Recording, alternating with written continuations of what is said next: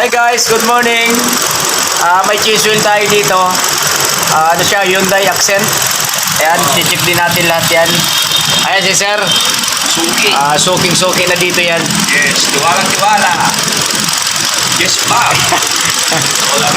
All around mechanic. So, air cleaner, checkin natin yan. Spark plug. Halos lahat naman, tapos cabin filter. Titingnan natin. Yes. Okay. Tayo sa loob, titingnan natin yung location ng filter. Cabin filter. So ito may lock yan mga boss. Gilid-gilid. Tsaka to. So ayan, ganyan lang talagang buhay ng buhay mechanic. So ito ipapakita ko lang yung loob ng Okay mga loads, ito yung cabin filter ni sir. Yeah. Hirap yan. So yung bagong-bago pa. Ito mga ganito mga brother. So ano lang to? Linis lang yan, puting-puti pa, aros. Parang hindi nagalaw pa eh. Okay. So pinapaandar natin yan mga 3 minutes para sa flashing oil. Yun. Pinalagyan mo pala ito ng pangalan na Hyundai, Maganda tuloy tingnan. Maganda itong Mega Force. Ilang taon na pa ba yan? 2 years, more than 2 years now. Mega Sa Force. Motolize, mas mura ng konti sa... Mga boss, Mega Force, magandang klase daw to. More than 2 years na. Oo. May konti pang More than 2 years na to. Cabin Mas mura filter, ng konti kaysa bago. Motolize. Kaya nga. Ayan. Cabin filter mo, bago pa eh. Tanginan lang yan. Oo, kasi bago ko nakagawa na Ano ba pinagawa mo dito? Yung compressor. Pinalitan na rin nila. Oo. Ito mga brother yung air cleaner. Dapat ito pinalitan mo na rin. Palitin na to eh. Meron ka niyan? Bibilin dyan sa labas. Saka na lang. Gusto mo lahat ng mga dapat. Ang tawag dito yung Air filter. So ito yung kanyang bagong-bago pa ng compressor. Mahal din yan sir, Oo. Mahal talaga ang compressor nito. Buti nga ako. Kulan. Ang coolant mo, bilhan mo na rin to ha. Kulan? Wala na Ubus ng pinaka-reserve. So pag may laman to, basa dito sana. Basa dulo na lang eh. Meron ako doon. So ayan, importante yan Coolant, engine coolant para sa kanyang cooling system sa kalawang. Meron ba dito? Ayan So mamaya natin to buksan. Huwag tayo magbubukas pag mainit ang makina. Baka bumulong. Ay may pressure yan. Brake fluid. Dami pa. Ito yung ECU niya. Kulan. Kulan pa ako ba? Yung belt nito, binaguhan na rin na nag-aircon. Binaguhan na rin. Hindi, ito pa lang. Ayan pa rin Kaya yan. dati. Oo. Okay pa naman, di ba? Nag-check natin. Pero unang bibili ko, di ba? Titingnan natin yung mileage kung ilan. Para ma-record sa loob. Nag-vlog ka ba? Sir, sa YouTube. Facebook, meron din. Ha? Sa Facebook. Ano mo sir, mamaya, para kahit pa paano meron tayong Dapat, kung ka pala gano'n. matagal na rin to, 2 years na. Ay, di ko nakita. Sayang. So mga boss, ito yung kanyang mileage, 60,112. Yung tinatakbo ni Hyundai Accent. So dito naman to lagi sa atin pinapa-cheese oil kasi suki na rin to eh. Ayan. Para meron lang tayong idea. Palo yung sa ilalim. 60,000. Under chassis. Check natin. So mga boss, chinik natin yung spark plug ni sir. Ayan ang Hyundai Accent, okay pa naman. Napakaputi pa Siguro ito mga 1,000 kilometers lang yung tinatakbo nito.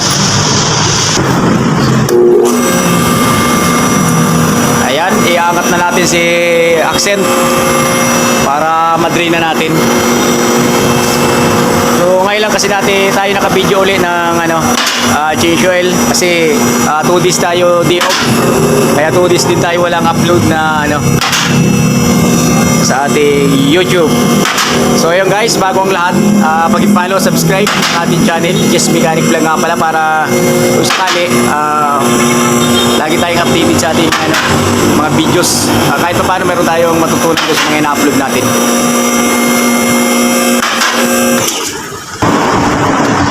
Yan, luluwagan na natin yung kanyang drain plug 17.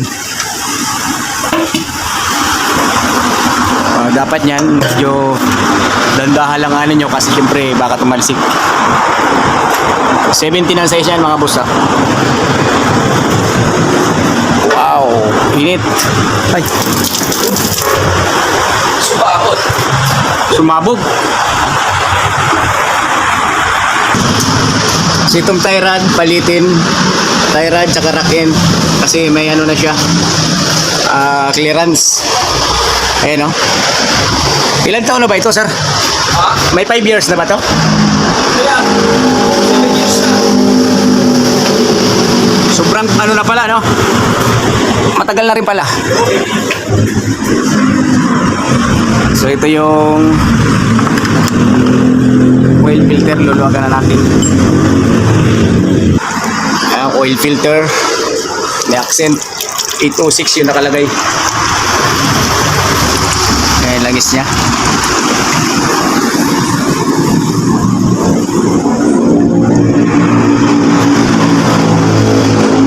Natin baka mapuno yung lagayan natin.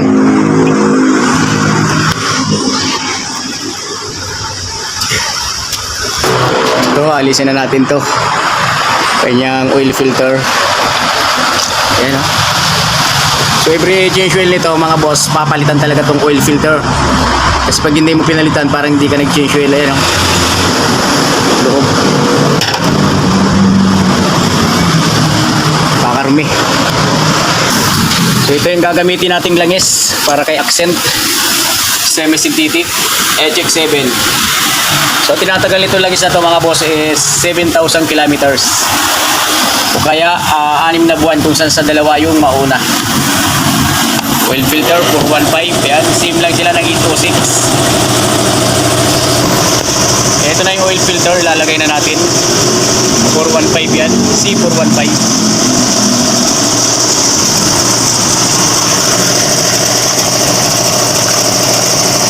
Yan, pwede naman kamay lang paghigpit nito pero dapat anuhan din natin ang rinse para talaga sigurado.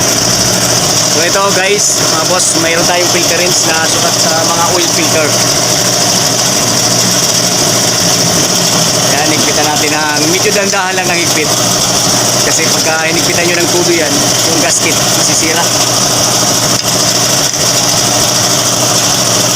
Okay. Ayun, gawin lang ang higpit nun. Tapos pupunasan natin. Ayan, ay natulog pa siya langis. Kasi yung ano, may hangin yan mga boss. Hinanginan natin. So yun si boss, sugi na dito yan. Dito siya lagi. Nagpapa-change oil.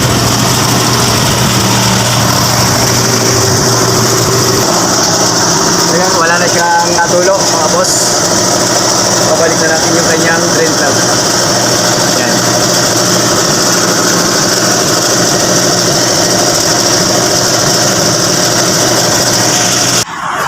Ayan, pababa na si Accent para masalinan na natin siya ng engine oil.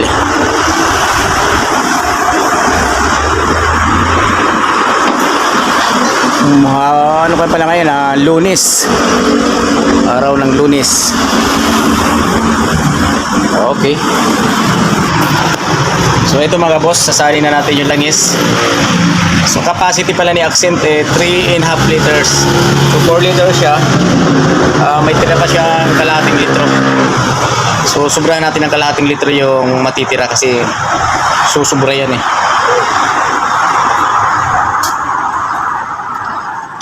Yan. Sakto-sakto lang.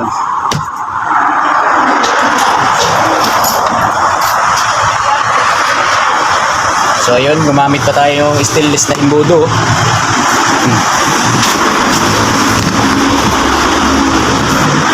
Para talagang malinis, di ba? Alam ng mga customer natin maganda tayo gumawa. Dipstick. Tapos yung cabin filter, balik na natin to. Hanginan na muna natin. Nag-auto lock pala siya kaya ano. Babalik na natin yung kanyang cabin filter. Uy.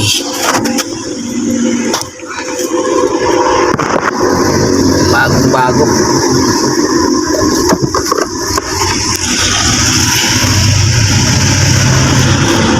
So pag naglagay kayo nito mga boss, susundan nyo yung arrow nung cabin filter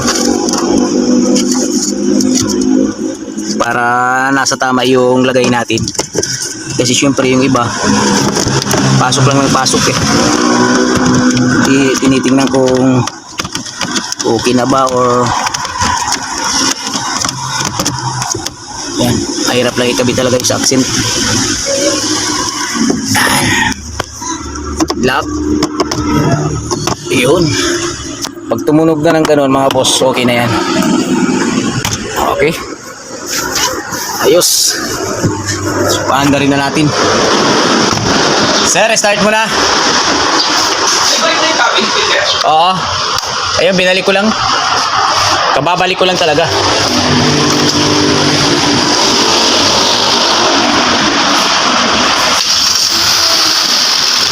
Ito, pinaandar na natin si accent. Basta yung coolant mo, dagdagan mo ha. Yung coolant mo, dagdagan mo. Ito kayo gusto yun. Oo, lilista natin.